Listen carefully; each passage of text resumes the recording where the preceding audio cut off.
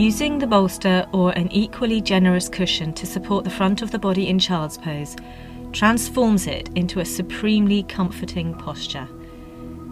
At times, we all need a large helping of comfort, and remember, what we physically feel can greatly influence the mind. The degree of bend at the back of the knee will also determine the angle of the bolster, so make sure you have sufficient props to hand. Kneel in the middle of the mat with your big toes touching and your knees slightly wider than hip width. Bring one end of the bolster between the thighs to roughly halfway. The length of your torso determines how close you draw the bolster towards you.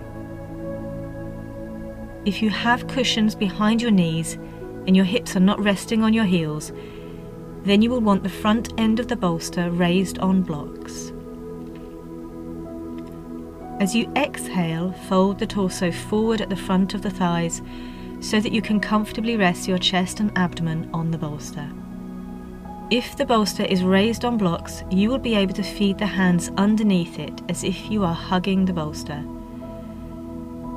Otherwise, just rest the forearms on the mat either side of the bolster with the palms of the hands face down. Rest one side of your head on the bolster and soften the muscles in your neck and jaw. To prevent stiffness building in these muscles, I will instruct you to change the direction of your head halfway through practicing this posture.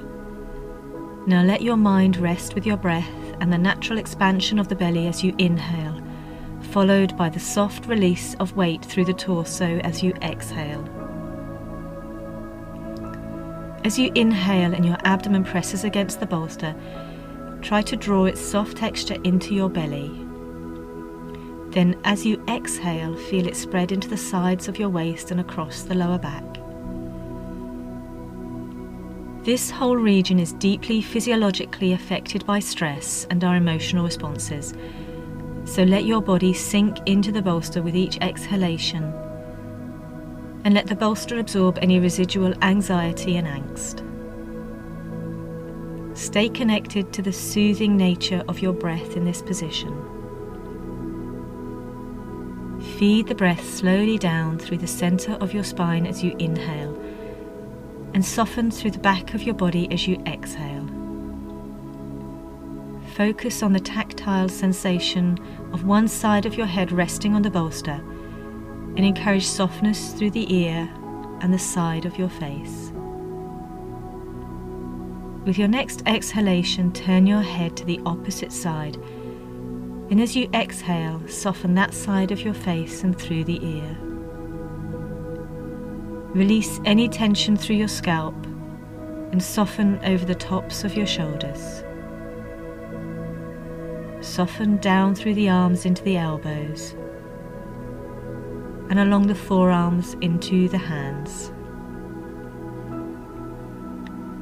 Soften through the legs, through the shins, into the ankles and the feet. Connect to the sensation of the big toes touching each other at the back of the posture, and become aware of all the different sensations occurring simultaneously in this posture. The mind is a receptor of information, and in any situation there is so much information available that the mind decides what is relevant and what is not. With your next exhalation, turn your head to the other side. The mind is selective, and we build a narrative to accompany our entire life based on selected information. Sometimes it's useful to remind ourselves of this, and of what we don't notice, of what we take for granted,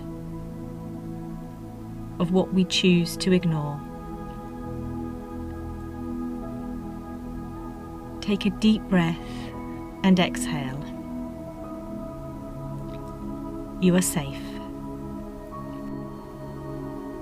With your next exhalation, slowly open your eyes and use the hands to push your torso away from the bolster.